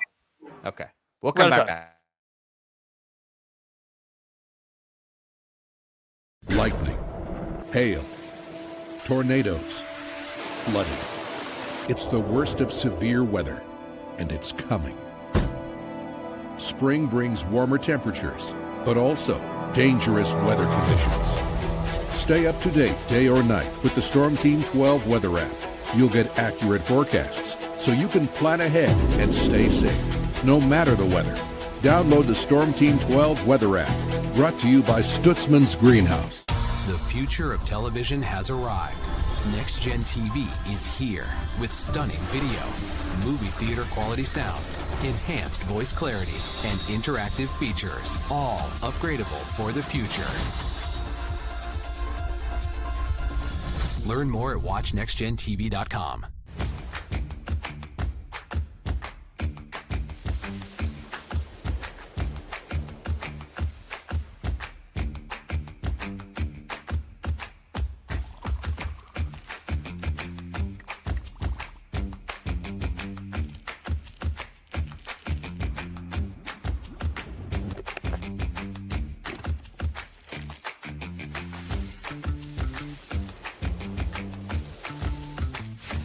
Canvas of our imagination. They tell a story. Clouds affect the events of your day. Sometimes they growl, sometimes they inspire, but they're always the messengers of nature's mood, written in the sky. Storm Team 12 understands the language of clouds. We're dedicated to decoding their message, so you know what to expect. Behind every cloud, there is a story waiting to be told. Trust Ross Jansen and Storm Team 12, alerting you first to the impact on your life. We are following a breaking update. Every day, all day, stream the stories that have you talking near and far. Whoever is behind the wheel of this bus is not stopping. From hundreds of local reporters and meteorologists spanning the country. Chaos here this morning at the UW campus. Search LNL for the all-new Local News Live streaming app. Odyssey is one of the most influential audio and entertainment brands in the nation. You already know Odyssey's iconic local radio brands in Wichita. But did you know Odyssey has the country's best collection of music, news, and sports brands? Odyssey is also a premium podcast creator, major event producer, and digital innovator. Odyssey brings people together across the country and right here in Wichita. Odyssey also delivers meaningful radio and digital audio results. Find out our story and impact at odysseyinc.com/Wichita. Make yourself known now. 8310 in traffic pursuit. Oh my God, here. Investigate TV Plus begins with real people. We investigate stories that impact you. And inspire change every day. Something is broken. Real problems. Why are they hiding it? And real solutions. My daughter was dying in front of me. What was your reaction when he said that? Investigate TV Plus, weekdays at 3:30 p.m. on KWCH. Sometimes people tell us, I don't get it, it's just tea. But let me tell you, we are so much more than just tea. With 20 plus flavors of sweet and unsweet iced tea, the possibilities are endless. Come on in and try them all for free to find your favorite or get us on the go for your busy lifestyle. And don't miss happy hour every day. So the next time someone tells you it's just tea, tell them to come by and find out why we say, drink tea, be happy. Jim Rome here, lighting up your afternoons on The Jim Rome Show. Catch me starting at 2 on Wichita's #1 sports radio, Kansas Fan Headquarters, 97.5 and 1240 KFH.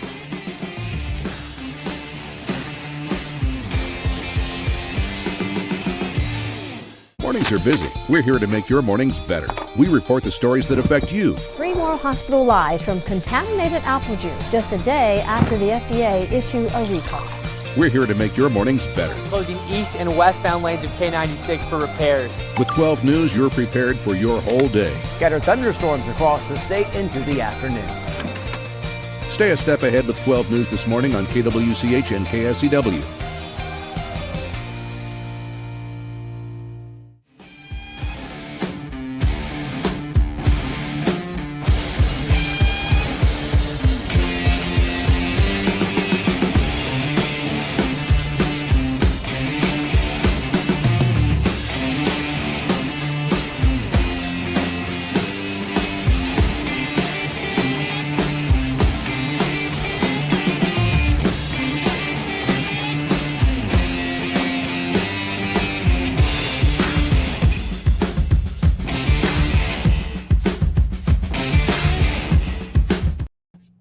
Sports Daily is on KFH.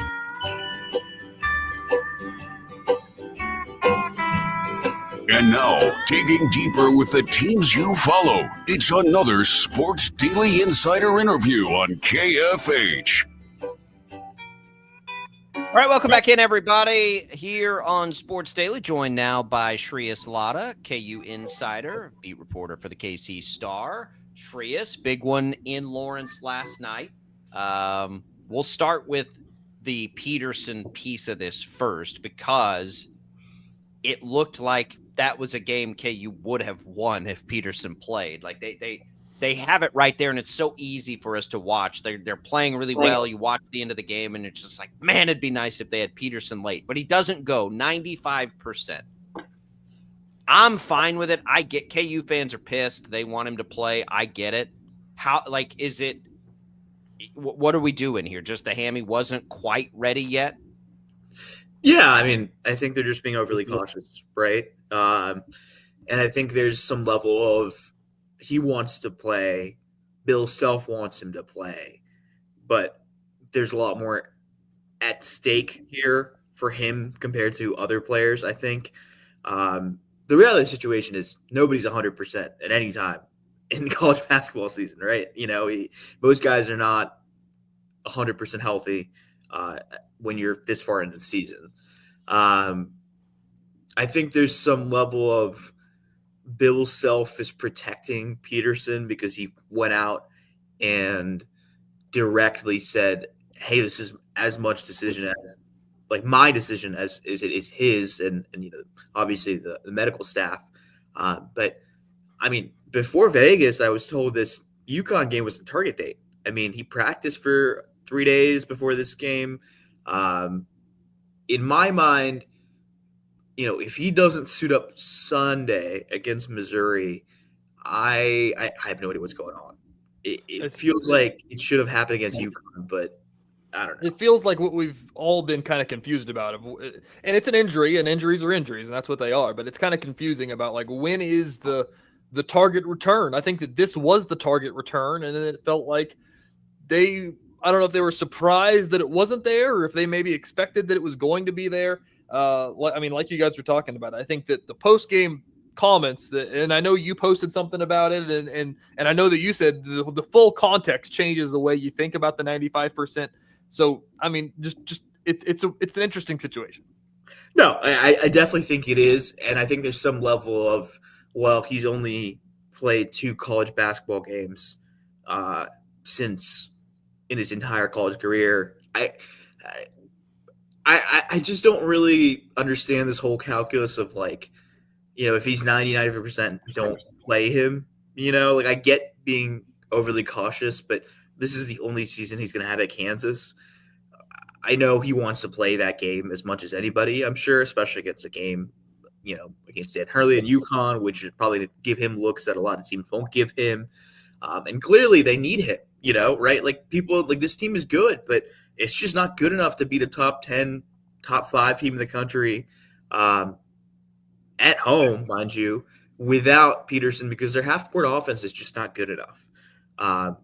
We saw that in Duke. We saw that in UConn, against Duke. But I think there's some level of, okay, great, but when is he going to play? Like, I'm at the point of, like, let's just get him back on the court because,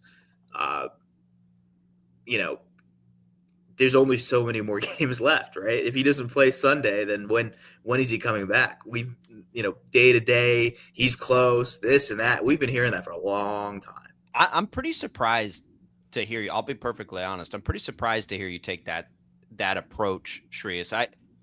For me, it's as simple as, is his hamstring ready or not? And if it's not, don't play him. What is more important for KU, right? For Peterson, I don't know. I can't gauge. I've never talked to him. I can't gauge his level of importance of anything. But for KU, what is the most important thing? Is it beating UConn on December 3rd, or is it making a March Madness run? If it's making a March Madness run and he's not 100% with a soft tissue hamstring injury, to me, it's an easy answer. Don't play him until he's 100%. Because re-aggravating the injury is the absolute worst thing that can happen. I don't disagree with that sentiment whatsoever, but my thing is, you're waiting for this perfect opportunity. I don't think a perfect opportunity exists.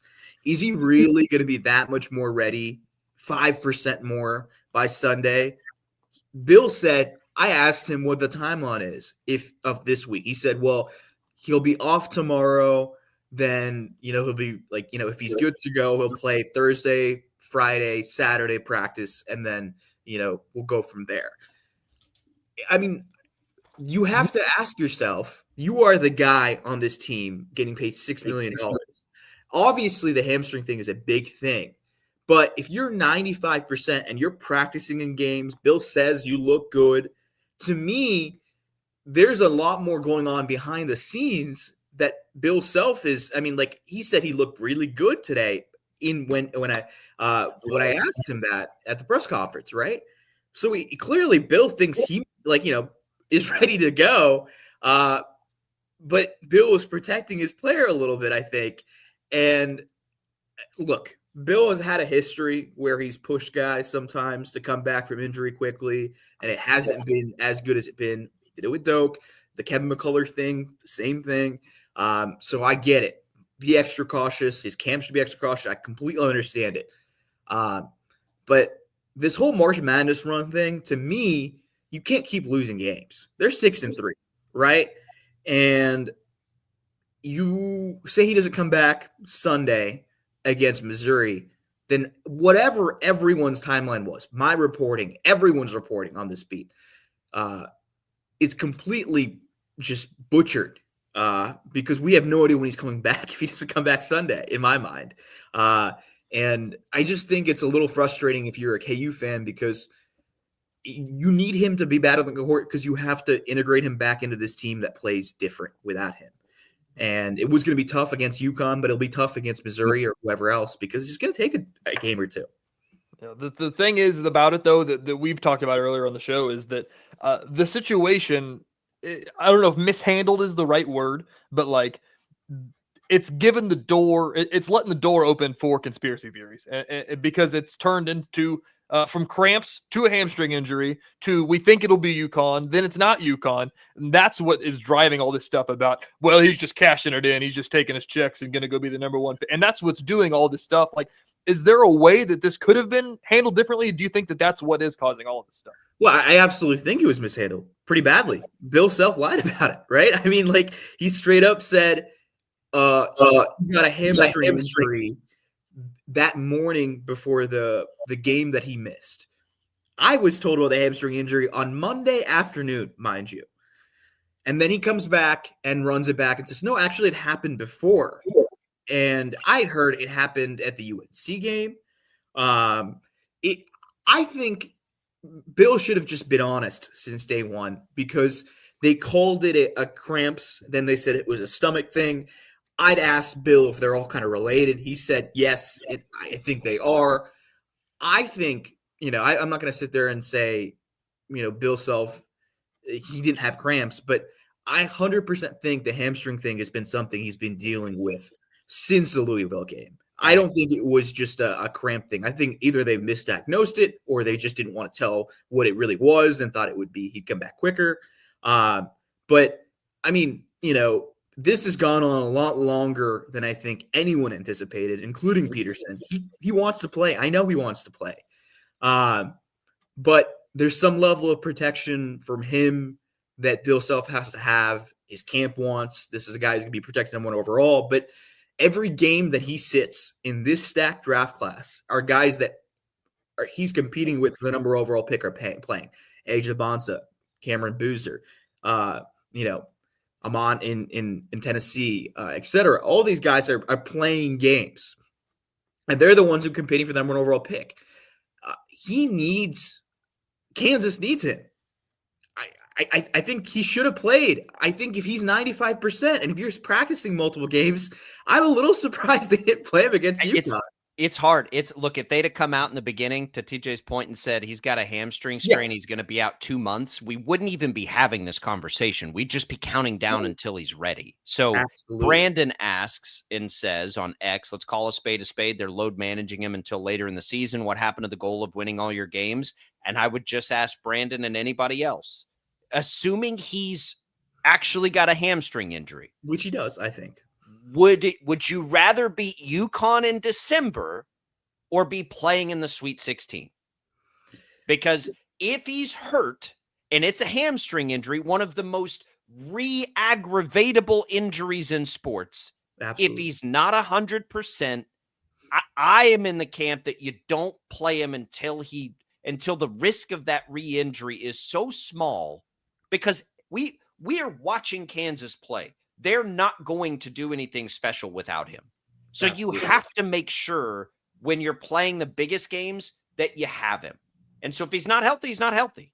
Yeah, I don't disagree with that sentiment. My one thing that is to say the path to the Sweet 16 gets infinitely harder with every loss you stack up, right? They just got to get there. Yeah, right. No, at that point, you're 1s and 4s, right? Like there's not that much of a difference at that point. That's fair. I think, I get it. My thing is, if he's not 100%, why is he practicing? Right? I don't disagree with that either. It's a hamstring injury. Why is he practicing if he's not? I mean, I don't think it really makes. I've had hamstring injuries in the past. Obviously, it's very different, right? From playing college basketball. But I don't understand how you can practice at all unless he's doing some limited work off to the side or something. But Bill said he's practicing with a hamstring injury, right? If he's not very close to return, or maybe he's 97% instead of 90%. But at this point, we're just talking about semantics, right? I think everyone's a little frustrated with the situation. I'm a little I just wish KU was a little more transparent about it since the beginning, right? Like I'd reported that it was a hamstring thing before Bill Self said it was, and then 3 days later he comes out and says, actually, it happened before the game, before that Tuesday game. It just feels like the handling of injuries with Kansas basketball over the last couple of years have just not been great. The Kevin McCullough situation was, I think, poorly handled, and this year's situation was poorly handled. I just think if they were transparent since the beginning, you would have been a lot more grace given by fans. Shreyas, we've got breaking news here. We've got less than 30 seconds. The Manhattan Mercury is reporting Chris Kleiman is retiring and Colin Klein is stepping in. Chew on that for a minute. Chew on that for a minute. I know. I got to get off the radio. Literally just popped down. Have fun with that this morning. We're going to have a couple of minutes here. Holy smokes. We'll get to that. Shreyas, we appreciate it. At SHRE98 for all your Darren Peterson news. Maybe you'll be back for Mizzou. We got to take a quick break. We'll be right back.